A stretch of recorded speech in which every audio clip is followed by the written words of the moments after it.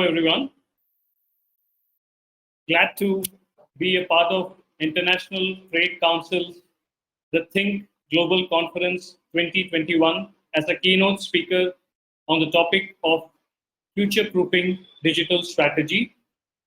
I am Ananthanarayanan Venkateswaran from Mumbai, India, the founder and CEO of Techdivine Creative Services, a digital agency.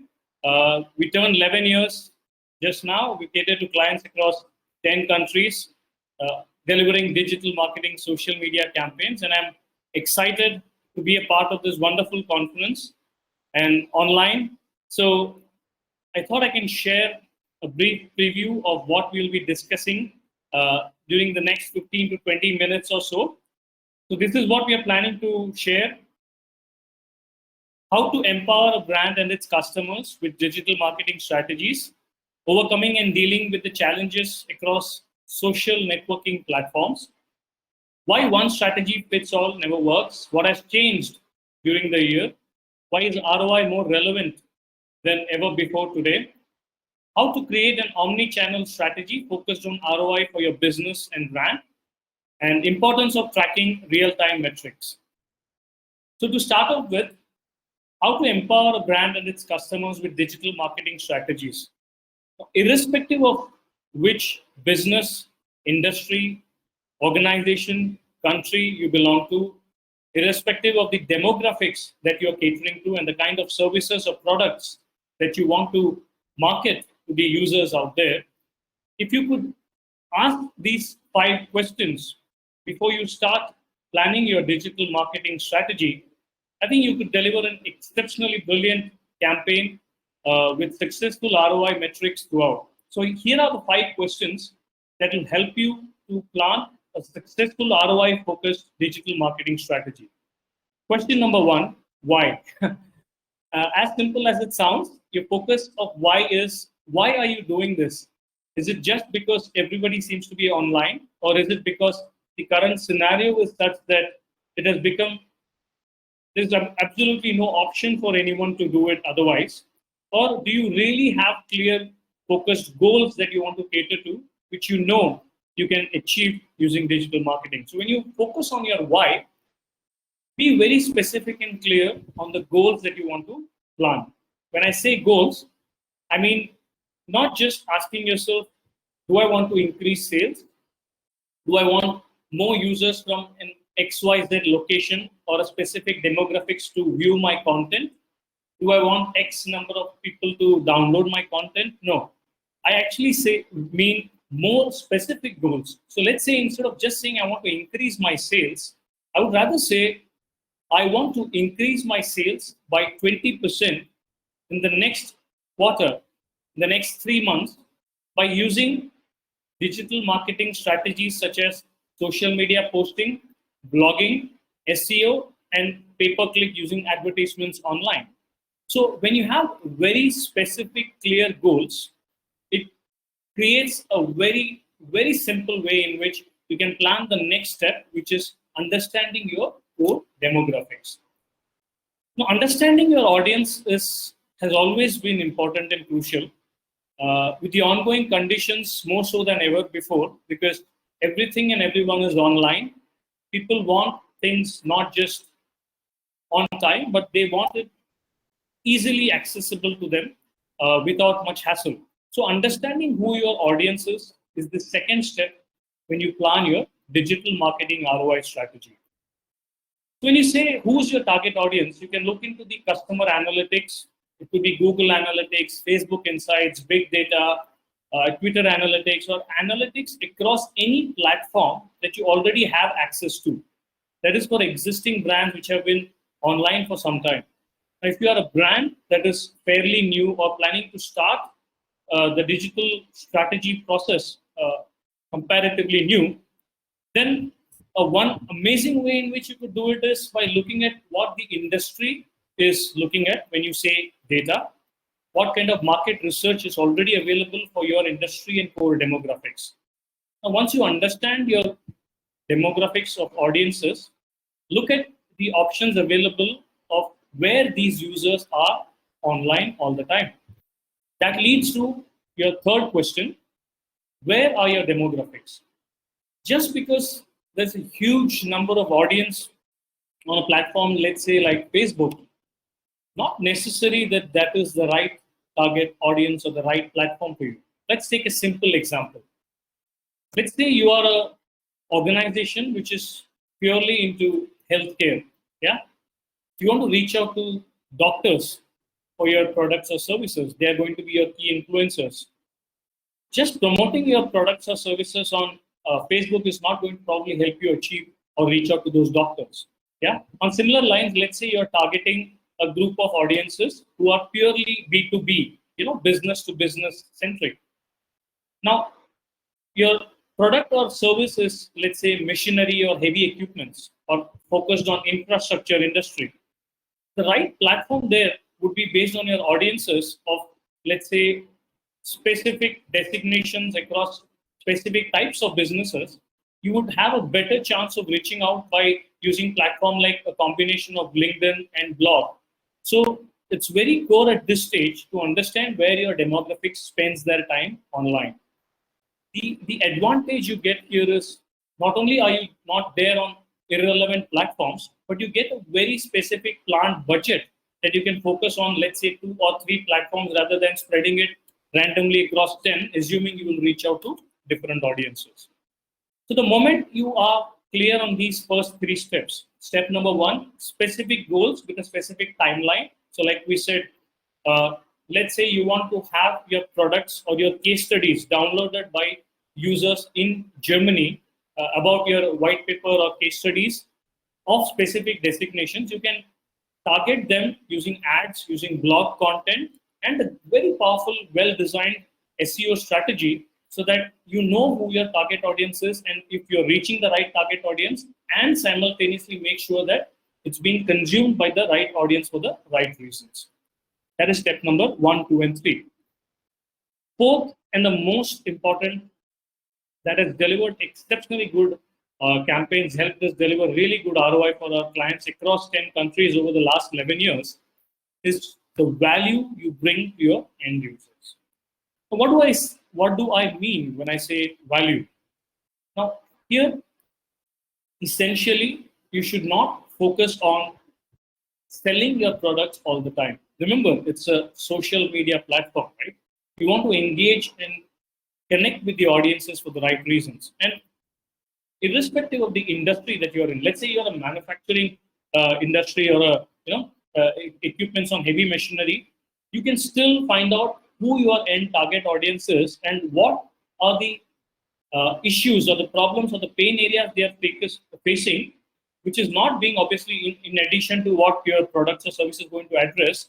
In addition to that, but somewhere remotely connected to it, what are the pain areas? You could add some really interesting videos on how to, or simple ways of articles that can help these users gain a wonderful perspective and maybe make it simpler for them in their day-to-day work. On similar lines, let's take a case of hospitality industry. Let's say you're running a chain of restaurants. Instead of only focusing on sharing your menus and prices and deals and offers all the time, similarly, let's say for apparel industry also, instead of just focusing on pushing your products for sales with offers all the time, create content in a way that can, somewhere or the other be in sync with your brand, product, service. At the same time, add amazing, useful information to the end users. This not only helps you to build trust, but it helps you to do something which is extremely amazing, which is bring audiences to your IP, which is your intellectual property, which is basically your website or your blog or your app. The advantage you get when you bring value, when you create value constantly across your platforms, targeted platforms online, is one simple way in which you can find out how to pull audiences to your website rather than depending on social networking platforms all the time. That's an amazing value you can create, and a great way in which you can keep assuring that organically you can keep driving traffic of the right users to your website. That's step number 4. And always remember, the more value you create, the better trust you build with your audiences. The brand recall is also much higher for you as an organization, which makes the next process of reaching out to them for sales or leads or inquiries much more simpler. Yeah. So that's step number 4. Step number 5 is, with what are you tracking your results? Now, there are a huge number of organizations across the globe today who are using digital marketing in social media.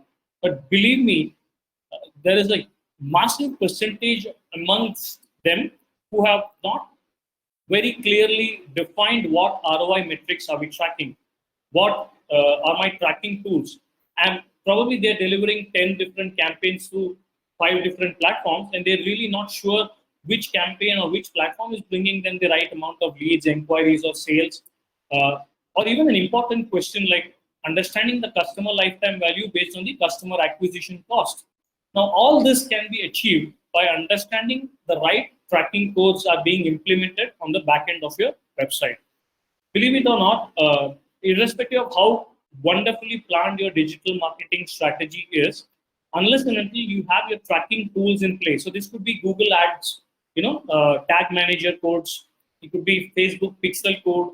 It could be Facebook events, which are supposed to be tracked, all integrated into the Google Analytics simultaneously into your website, so that each campaign tells you what or how many users have actually seen that content, by which source or platform are they being referred to come to take the final call to action, maybe conversion, lead, inquiry, downloading content, viewing a video, understanding more about your brand, or posting in a comment on your blog. It could be anything, right? ROI could be anything for your brand at any point of time.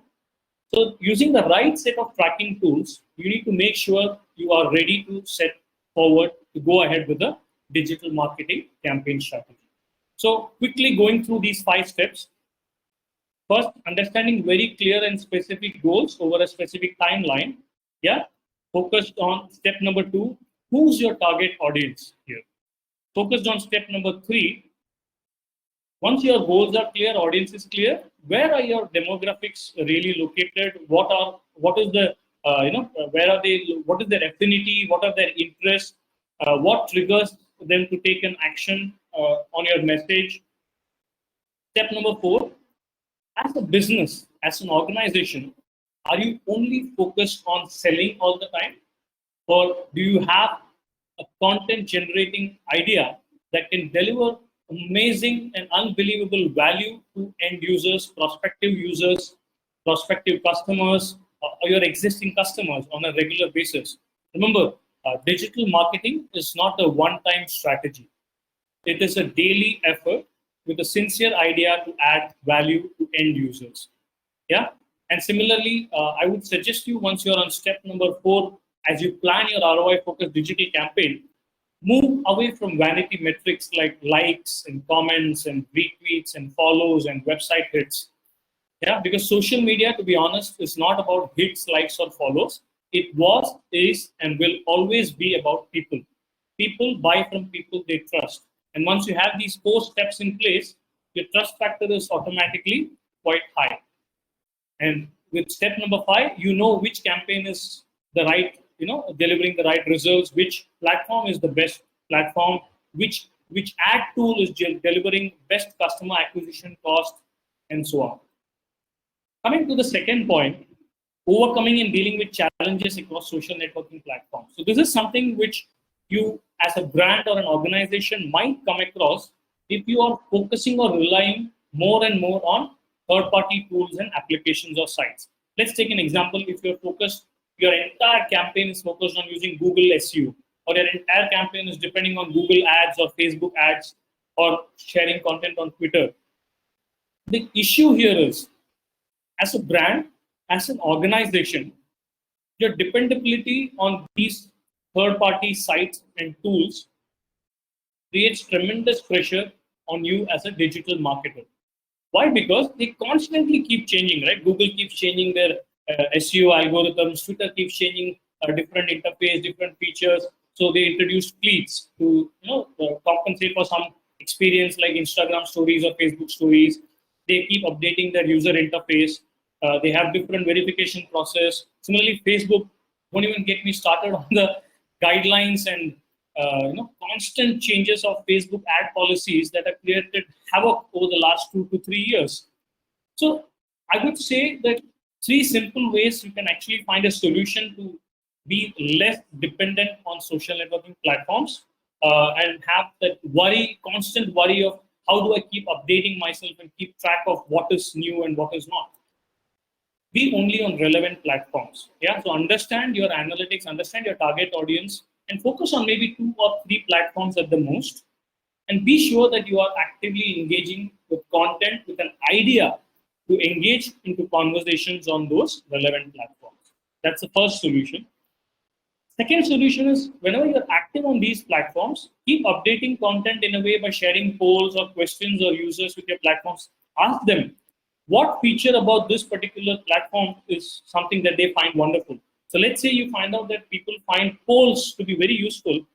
That could be a really exciting tool for you as a marketer, as a brand, as an organization to understand or get responses from users. Rather than just posting a query and asking people to reply, maybe you could put up a poll once you know that your audience is comfortable responding on a poll. The LinkedIn polls have become very popular now. Twitter polls are constantly being used. So those could be wonderful ways in which you could, to some extent, control being too dependent or too worried about the constant changes on social networking platforms. Of course, my personal favorite is always focus on your IP. Focus on your intellectual property, which is always, like I said, your website, your app. Yeah. So what happens when you depend less on third-party tools and focus more on your IP is, even if something goes wrong with these third-party tools and they come up with insane amount of restrictions, you still have control on your target audience in terms of reaching out and delivering value to them through your website, through your blog, and stuff. Yeah. So that's a great way to control some extent of pain or pressure points as a digital marketer of having too many platforms. We are already living in a world of information overload. So why one strategy fits all never works? So here's a case study example I wanted to share with you. So same client, same budget, and same duration, you can see the massive differences, right? So when we tweak the way we reach those audiences, we tweak the campaigns were optimized. We really focused on geocentric and affinity-based target audiences when we created these AdWords. And you can see for the same budget, for the same duration, for the same platform, for the same product, we delivered such varied results. In the first 3 months of the campaign, we delivered 262,000 of sales, whereas in the second 3 months of the same budget campaign, the ROI results shot up for 300% with 2.25 million. So you can understand, even for a single organization, if a change in the digital marketing or strategy can create so many different experiences for users, should not have a single strategy and expect that to work for everybody. Yeah. So keep revising and tweaking your organization's digital marketing strategies for best results. What has changed during the year? Consumer preferences has become varied, and demand for personalization without a doubt has shot up tremendously. Similarly, manufacturing now has found an urgent need to be seamless with both logistics and the delivery of it. It's not just enough if you have an amazing product with you. You need to make sure that it reaches the audiences on time. And some important things like understanding the digital touch points and journey mapping and buyer persona will even tell you, let's say your equipment or your product or service, does it add value? Does it make life easier for your end users? Does it make easier for your client? Is it taking into consideration the safety angles that doesn't require too many people to come together to assemble or make or use it? Yeah, so those could be important factors you should integrate and share as a message for your digital strategy. Here is a quick skeleton I thought I could share with you.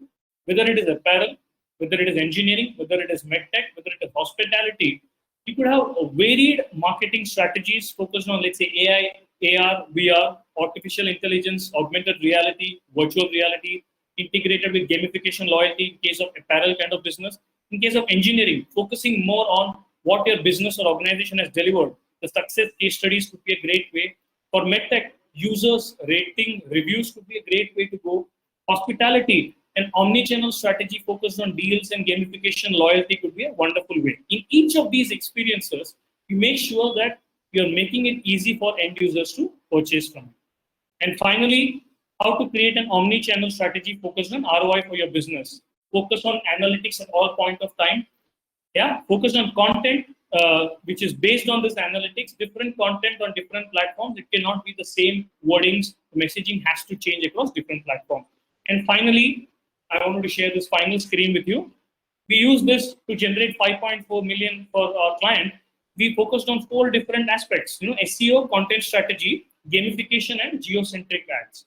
So keep it simple, have 4-prong or 5-prong strategy to deliver a very focused and trackable ROI measurable for your business or goal, irrespective of which industry or client you belong to.